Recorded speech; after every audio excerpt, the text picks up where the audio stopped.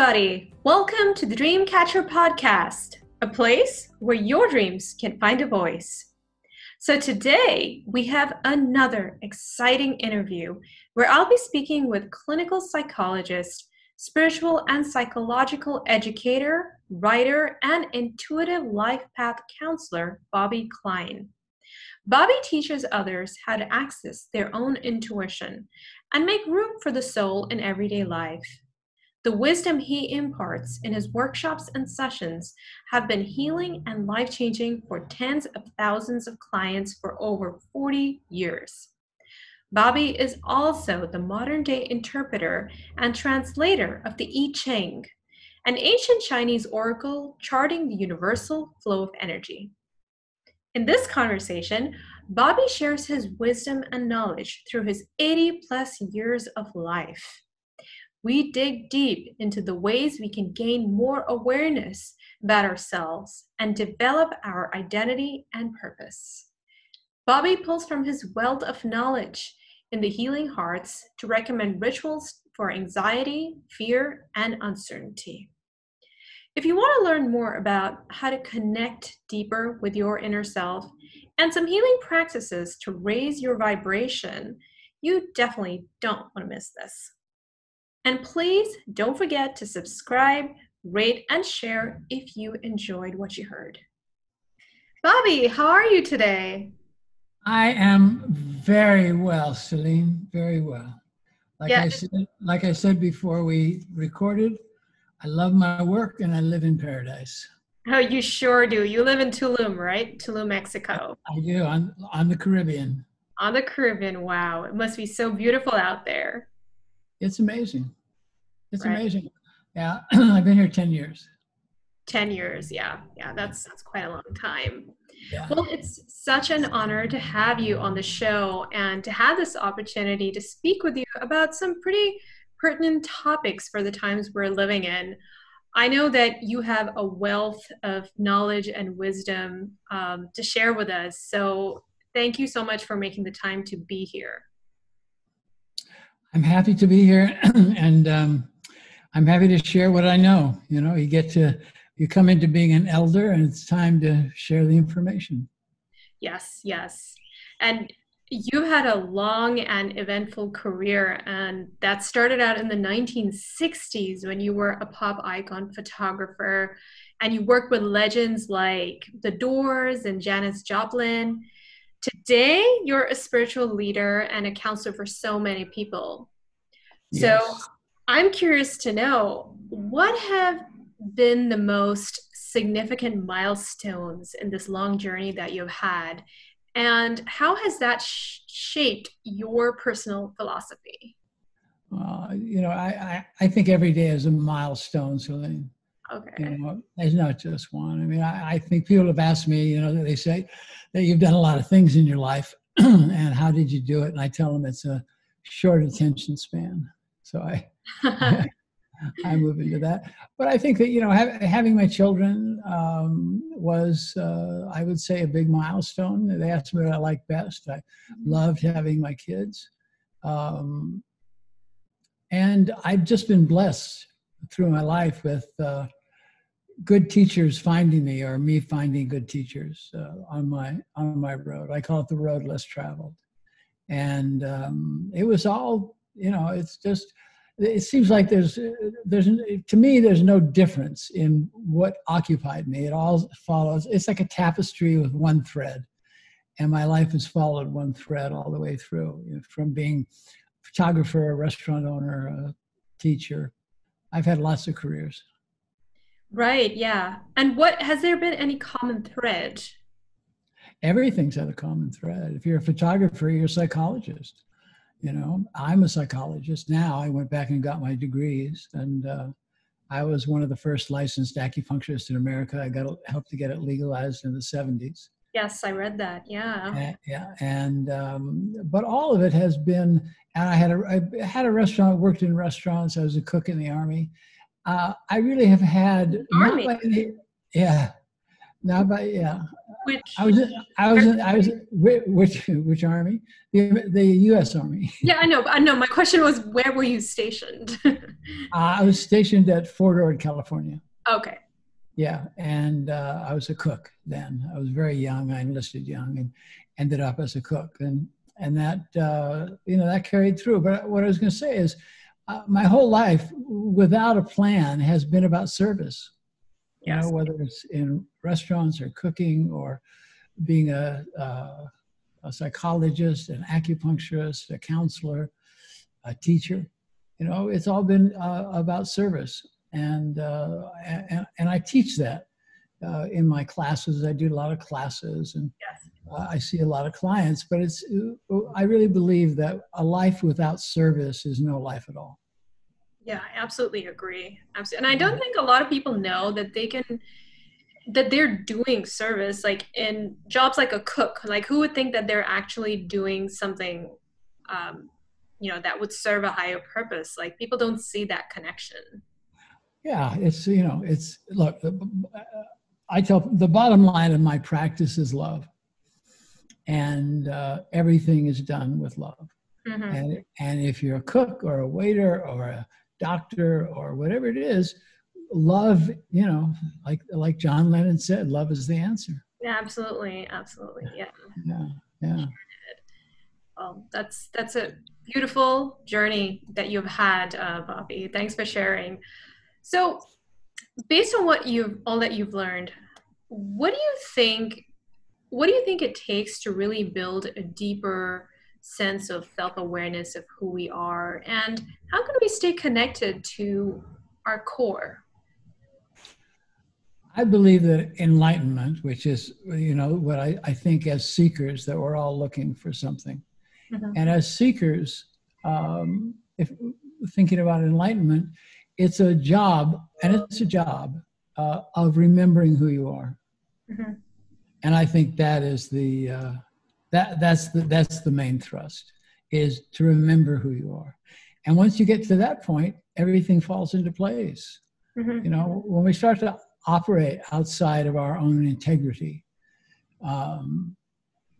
then things fall apart. And so if you stay in your integrity and your belief system, Mm-hmm.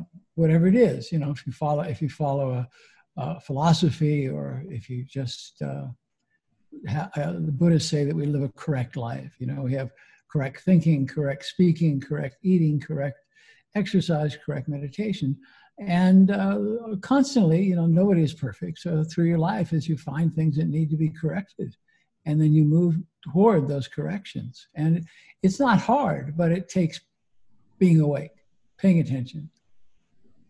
Yeah, I think that's the challenge that most people have. It's about staying conscious along the way, and really knowing when they've gone out of alignment with their principles.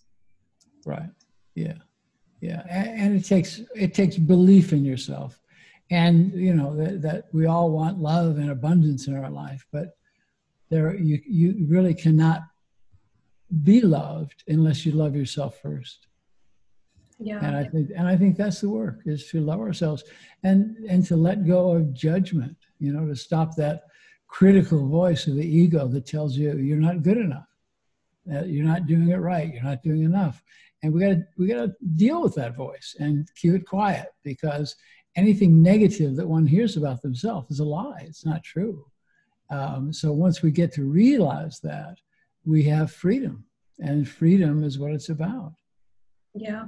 And I think that's an ongoing thing you need to do, right? Because there's so many people along the way, and so many circumstances that really challenge your beliefs about yourself. Indeed. Yeah. But those are the obstacles, that what we do is we learn how to deal with our obstacles.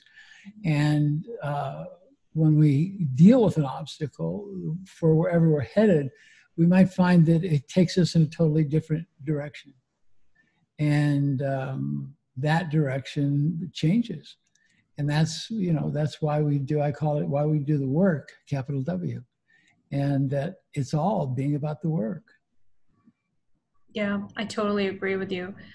And what do you think are some of the biggest obstacles that people face when it comes to connecting with that Fear, authentic part of them and their purpose? fear, doubt. You know, it's it's you know, we find out that, you know, I believe our emotions stack up. You know, on the top is depression, and we all get depressed. And if we find ourselves in a state of depression, Mhm. we have to look at it and see, and right below that is anger. We see what we're angry about. And once we deconstruct our anger, we find that it's fear. And once we deconstruct our fear, then we move into the place of allowing ourselves sadness. That sadness leads to grief for loss or whatever's in our area that we would ritualize our grief. And then you're released into joy. I call it I don't call it, but in Taoism, we talk about the joyous dancing spirit, which is always with us. But we have to go through the stages. And it comes up, you know. And I believe now the world is grieving for all the deaths from COVID. And we might not realize it, but we're feeling it. Everybody feels it. And the people who are most sensitive, Right. yeah, and the people who are most sensitive are feeling it a lot. Yeah. And so it's important that we have ritual in our life and ceremony in our life. And we benefit greatly from moving into ceremony in our life and ritual. You know, I live in the Yucatan, which is Mayan territory. Yes, yes. Yeah, I've been there. It's beautiful, yeah. And the Mayan life is around ritual, you know, and beautiful life. And it doesn't mean you go all holy and chant and all that, but you pay attention, you know, that you pray and listen, and mostly that you listen. One of the big things in the world, in relationships, friendships, business, people don't know how to listen. They don't know how to listen. And it takes practice. I was blessed and honored to be invited to live on the Hopi Reservation. When I got there, the first lesson was just to shut up and listen, and listen to the words of the trees and of the sand and of the rocks and of the waters. And those are where the answers are. And here, you know, we listen to the sound of the wind, we listen to the sound of the sea. And in that, it feeds us. You see, we work off frequencies we see, frequencies that we feel. And the need for the body, mind, and the spirit is that we pay attention to keep our transmitter and receiver in good shape.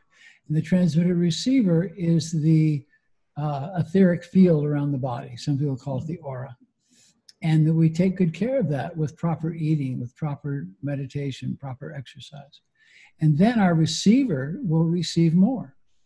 What I learned as an acupuncturist, I was very lucky. I had a one-on-one relationship with a master teacher. And he taught me like he learned in a monastery. And what he learned, he had to learn a song in Chinese. That was the name of the 365 main acupuncture points. And I had to learn to sing it as a student. And I learned to sing it. Yeah. I did not have a clue what I was singing. Yeah. But now that then I began to translate Chinese.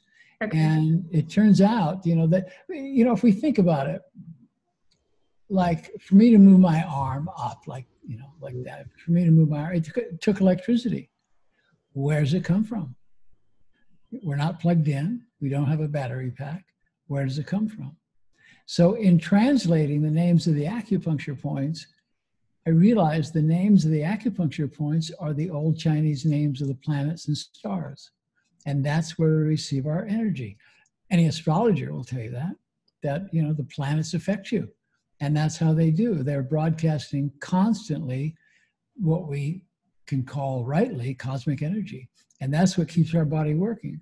So our responsibility is to keep our transmitter in good shape, to, like I say, exercise, do what it is that brings you to the place of centeredness. And that's your responsibility. Okay. So that includes both the physical, emotional, and mental aspects of us, The whole deck. the whole day. Okay. Yeah. Okay. Um, and I have a specific question about emotions. You briefly mentioned about the pandemic and how people are experiencing, they're coming to terms with all these deeper emotions of fear and grief, um, very survival related, instinctual feelings. Do you have any advice for people who are really feeling this acutely?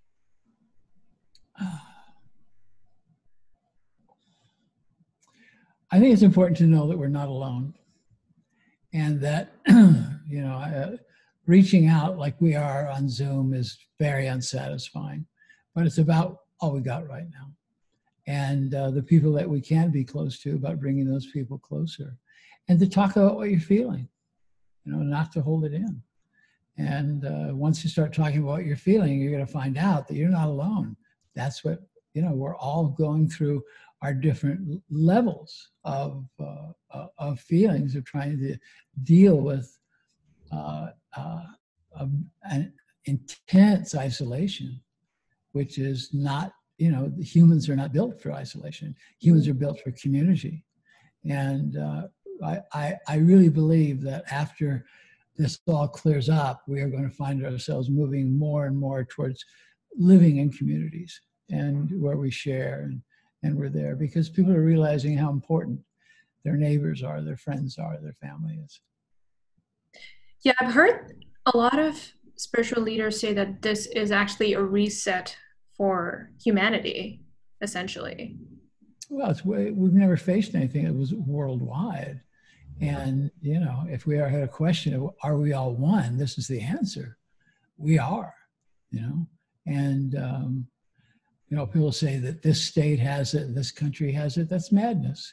The world has it. And there are no, a virus doesn't know about, boundaries between Los Angeles and Orange County. Yeah. It doesn't know about that. So if we realize that, we're going through what the people in Egypt are going through, the people in Iran, the people in China, everybody is going through it right now. The governments are trying to use it, certainly, like they do everything, to try to gain control in one way or another. But we come to the place where we can call it a reset, but we're coming to a tremendous reset. I don't know when this is going to air, but December 21st is a huge one. Oh yeah, the Jupiter does a conjunction, does an astrological. And that lineup has not happened in 800 years. Yes. And when last time it happened, it was a reset for the planet. And so, if I would recommend to your listeners, take the 21st at some point in the day and do ritual. Open up and see what's coming toward you. Listen, do what you think makes you happy. What you can go to the place of looking at your fears and looking at how you doubt yourself and moving beyond that, because it's a window of opportunity. In our life, we have cycles in our life. Like right now, the world is ending a cycle. When this cycle ends, a new cycle will begin. And between cycles is a window of opportunity to put things in our life together. And it's like astrologically, we come to this thing called Saturn return, where we move into that. But in that period, it's a time of reset, of setting ourselves for what it is that we want. So it's a time to study, to know what we want. Not to just go, I'm going to just see what happens and let it go. And a lot of times that is what we do, and it's proper. But the benefit now in these times is to see, okay, how is it that you can be a better person? And what will I do? And to clear up all the lies that you've been telling, the lies you've been telling others, the lies you've been telling yourself, and that move beyond it, rewriting some old contracts, whether it's in relationship or parents or business or how you are in the world, just looking and making things whole. We all know what right and wrong is, but can we act on it? And, we look back and say, man, when did that happen that I became someone who did not have integrity, that did not, who did live in fear? And I want to be a better person. So I'm going to look for and feel the things that can allow me to be a better person.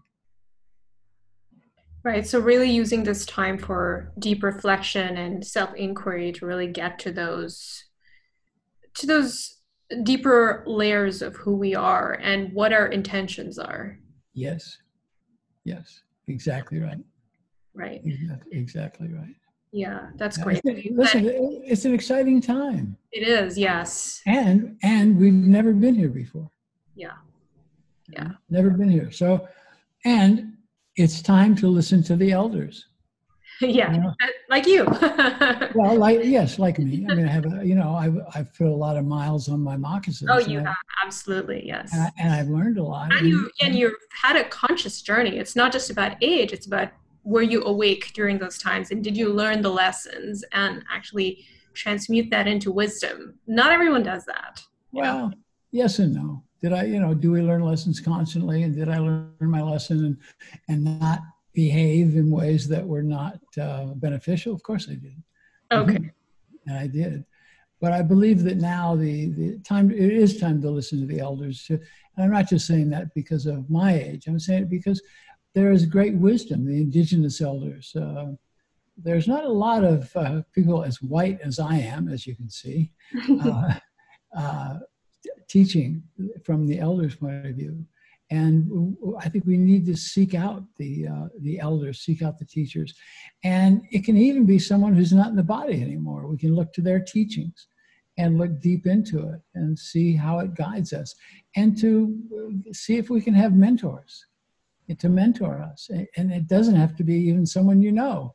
We can see how somebody's life is, and we can say, all right, I would like to live the kind of life that person lived in their life. And we adjust to that. And because the answer is always out there. Right.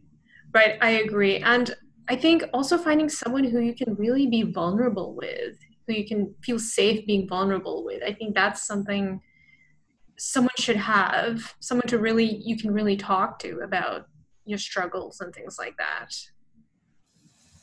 Yeah. Partnership. Yes. I work with couples a lot, and I teach about relationships. That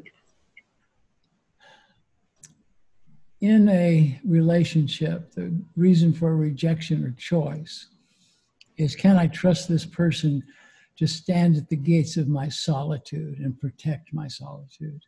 And will they think enough of me to assign me to stand at the gates of their solitude? And that means that we have someone there to protect us, to look after us, and to allow us to be just who we are. And we don't try to change anybody, and people, don't try to change us. Because the moment that starts to happen in a friendship, relationship, business, it causes chaos. And we have enough chaos all around us right now. Yeah, absolutely. So kind of just go with the flow and accept that person for who they are. Yeah, and if you don't, it's not that you're going to die or kill somebody. It was just not beneficial. You're wasting your time. Absolutely. Wasting your time. And look, I realize, being there 80 years old, I realize that life is a blink of an eye. It's just so short. And time, I don't know if you're familiar with the string theory in physics. I am, but I think just talk about it for people who are listening. Time is compressed right now. Yeah. And people say, God, time is moving. It seems like it's moving quickly. And the truth is, it is, even though the time on the Gregorian calendar and the time on clocks remains that we've done, but there's so much that happens in a short amount of time, and it goes fast, man. It goes fast. So we need to pay attention, and we need to play, and we need to be in ritual, and we need to dance, and We need to celebrate. We need to take care of ourselves. It's interesting that you mentioned time and how it goes by so quickly. My experience of time has been kind of strange. Like there are times when I feel like things are going really slow, and there are times when I feel like it goes by really fast. So, in a sense, do you think it does depend on your perception of time? Well, that feeling that when people talk about that in just from some kind of a trauma or accident, that they see their whole life go in front of them, or it just seems like it's Yeah, snap yeah, past. And we have the ability to do that. But I do believe that time is compressed right now, and it's exhausting sometimes. We get tired of thinking. So we have to come and come back to what I guess we'd call it our spiritual self, our spiritual center, and open up to that in our life. yeah. Yeah, one thing I wanted to touch on is the I Ching. You practice the I Ching, and you've studied it for many years. Could you tell us a little bit about that practice and how it could be helpful for somebody The I Ching is when they're looking for guidance and things like that? Sorry? The I Ching comes from the Taoist times of Confucius and Taoism, like acupuncture does. And the I Ching is an oracle where people have gone to for maybe 5,000 years. It's the longest in-print book in the world. It's been published longer than the Bible or the Quran, and it contains a great amount of wisdom that has been collected. So in the I Ching, we go to look to the I Ching for answers. And however we work with it, the I Ching as an oracle has 64 sections. And we ask a question, and then we divine. We go into divinatory practice. And that means that with the I Ching, we cast coins or yarrow sticks, and that leads us to one section. And in that section will be the answer. And it's pretty mind-blowing the way it's so accurate. It tells us that there is no accidents, that we're all really connected. Do you receive the I Ching that I send out every Sunday? No, I don't, but I will definitely sign up for it. Sign up for it. It's on my website, bobbyklein.com, and you can subscribe to it. It's free. It's been free for 10 years. And I've been sending it out every Sunday. And it's the old wisdom. Now, it is my interpretation and it's my translation, but I stick pretty close to the original texts. I work from a 1,500-year-old text in Chinese that brings it through. And it's a wonderful way it's not about looking into your future, but it's looking into now. What do I need now? And that's what the I Ching is. And that's led me I'm going to publish a book in February called The New Earth I Ching, which is going to be a way for people to access that daily, or keep a small book, keep it in your pocket. Got a question, go to it for answers. And we need things like that in our life. Maybe it's the tarot, maybe it's crystals, maybe it's a pendulum, whatever it is, whatever platform we use. But I found that the I Ching is a wonderful platform to bring in knowledge, to open the doorway for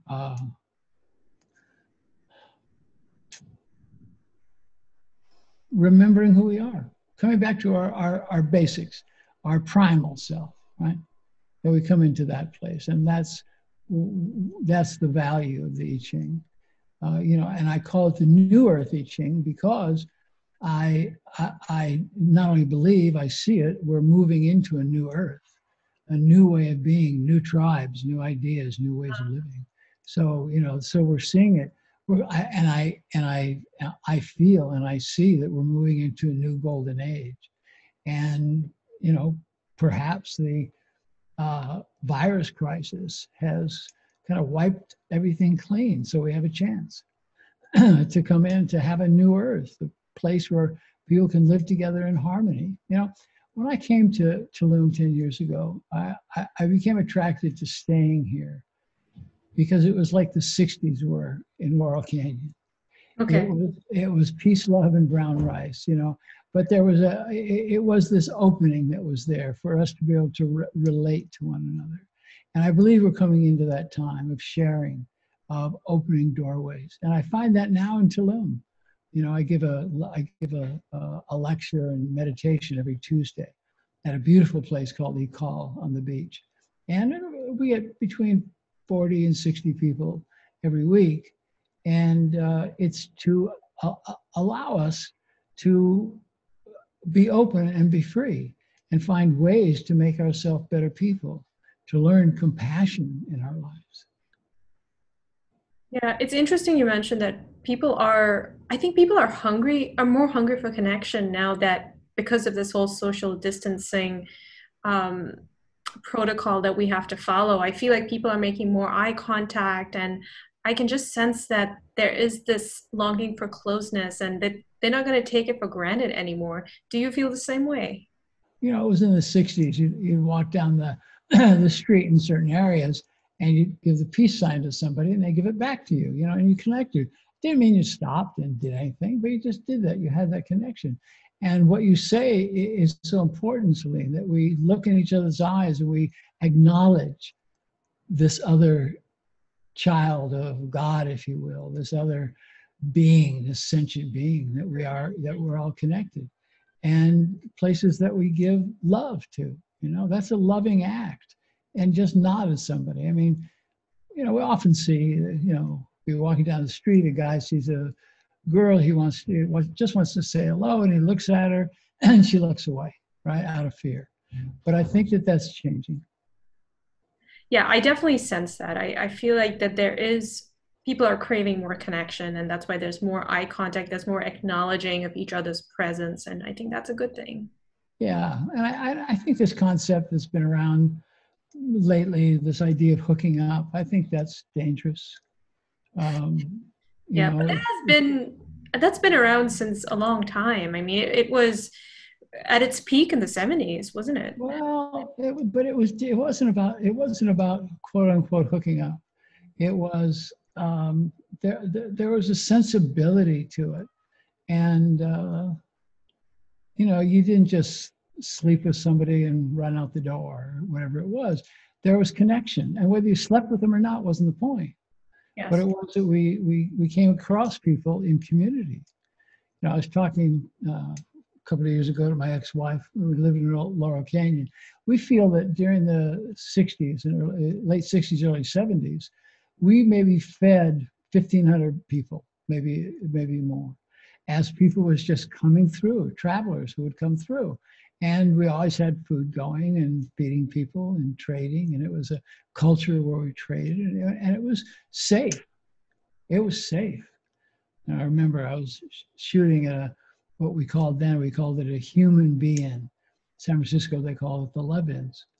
And I had a lot of I had all my camera equipment, which was, very high end. And I wanted to get up on top of this truck to shoot some pictures from a height. And I left all my cameras and everything down by a tree for a few hours. And I got back and they were there. You couldn't do that today. Yeah, you can't. No, definitely not in LA. Definitely not in LA. Yeah, this was in Griffith Park. Yeah. Yeah. So anyway, the new Earth. I believe we're coming back to that time, and there's a responsibility. I feel those of us that survived the 60s, and a lot of us didn't, it's our responsibility to teach it. And that's what I feel I do. Not historically, but in the way that things were, which was connection, teaching children about peace rather than violence. The expression "make love, not war." That was there. Yeah. And make love, it did not mean that you were going to, sleep with somebody. Yes. You're going to be with them. You're going to be around in a loving way. You may end up having intercourse. That wasn't a block, but Mm-hmm. but to be open during those times, there was a great openness, and I see it somewhat here in this little town in Mexico. Mm-hmm. People are sharing and bringing their healing arts and their techniques to bear. Yeah. Yeah, I mean, I think making it more mainstream is what we should be aiming for, because right now, I mean, that kind of talk would be put into the hippie tree hugging category, you know. So Yeah, you're absolutely right. It is more mainstream. It's yeah, because, and it's like you said earlier in our conversation, because people are really looking right now. yeah, They're looking for the grail. Where is the grail? right, right. Bobby, it was something you mentioned about having this healing practice and making ritual really the center point in our life. Do you recommend any practices, soul care practices that people can do on a regular basis? No, because there's so much out there. It's what you see comes to you, and Yeah. you try it out, and see what's in your field. I mean, I can say I do, and I taught Tai Chi. I think Tai Chi is a great way to be. I teach certain kinds of astral travel and meditation. I think that's a great way to be. But we all have so much that's right in front of us, Right. and if we're quiet enough, we'll see what's there. So, people ask me what book to read or what to do, and I can't give them that. What I can say is, if you see a book that interests you, maybe there's a sentence or a paragraph or a chapter that really means something to you, because we're constantly on the path to learning, and that's what this life path is about. Yeah, I love that's so beautiful, Bobby. So follow your curiosity and follow what really calls to you, is what you're saying. Right, right, yeah, and to listen, and that, like I say, that's a problem, that people just don't listen.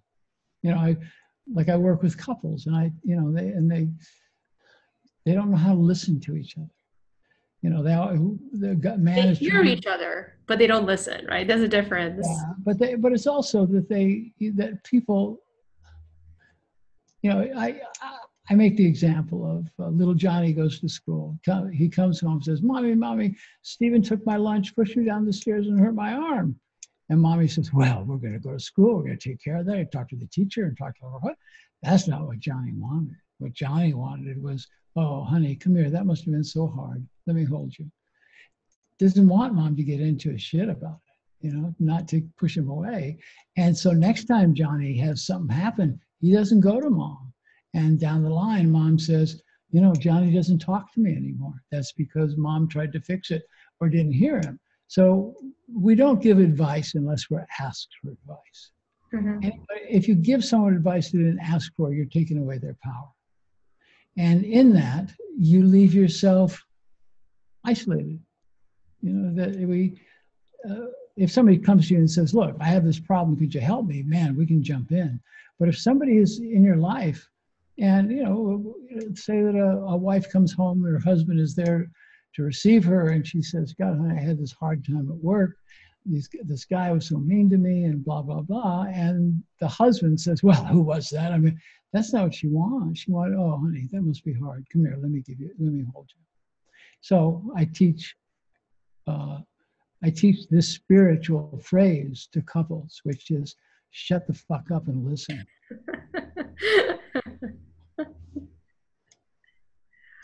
That's the deal. And that works, doesn't it? You bet it does. You bet. Yeah, we hear and we feel. Okay, great. Thank you so much, Bobby. And I have to ask you, how have you managed to keep your mind so sharp and agile? Like, what is your secret after? Because we all want to be like that when we're. I keep learning new things. Yes. Finding things that are new, and I learn and I teach. There's nothing to keep you on point as much as teaching. And also, I can't say that I take 100% good care of myself, but I do my best, to eat right and to do my whatever it is that I do, and I keep toxins at a minimum. I do love my mescal, but not very, but not often to get you fucked up. And down the line, there's been some psychedelics that were helpful in the past. Really? Okay. I've never tried those. Well, it's,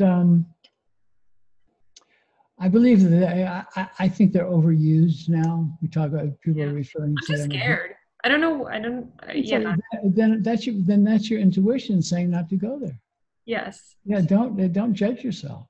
Yeah. It's if it ever seems to be the right time for you, or you find you're with somebody who you can really trust, But I see that people are going into this. They call it doing their medicine, which is just bullshit, because it's the psychedelic. It's there to teach you, and it can be there. I mean, I haven't done psychedelics in a very long time, but I know that that's just one of the things. And I do a lot of healing with breath work, and that is a psychedelic in itself. That opens us up. Have you ever experienced breath work, deep breath work? I do some of it, but not as much as I should. I have to be more conscious of because I'm one of those people, like when I get stressed out, I tend to hold my breath. So I'm trying to be more aware of that. You got it. Yeah. When are you coming to Tulum? Soon, definitely. Yeah. As soon as it's safe. Yeah. Well, we have a pretty safe bubble here. Yeah. But when it clears up, come by. Let me see how I can help you. Oh yeah, absolutely. Thank you. Thank you for the invitation. Okay. Bobby, it's been such a pleasure speaking with you and learning from you. I thank you again for lighting the path for us and showing us a better and a higher way of living. Yeah, you bet. It's my honor and my pleasure, and just keep on dancing. We have an expression here, a Mayan expression, which is both a greeting and a way of saying goodbye, which is in Lakesh Alakim. It means I am the other you. Oh, I just want to quickly mention for those who are interested in learning more about Bobby and his great offerings, you can visit bobbyklein.com. Just wanted to get that in there. Thank you. I appreciate that. And watch for the book coming to Amazon in February. Yes, it was A New Earth. The New Earth I Ching. I Ching. Okay, great. Yeah, and if they go to my website, they can subscribe for free to the weekly I Ching. The weekly I Ching, yeah. And I'm definitely going to do that today. So yeah, do that, and you'll get tuned into it. And I do an audio version as well as a printed version, so be sure that you listen to it as well. Fantastic. Okay. All right. All right. Well, listen. Thank you very much for reaching out. It was an honor and a real pleasure to meet you, sister.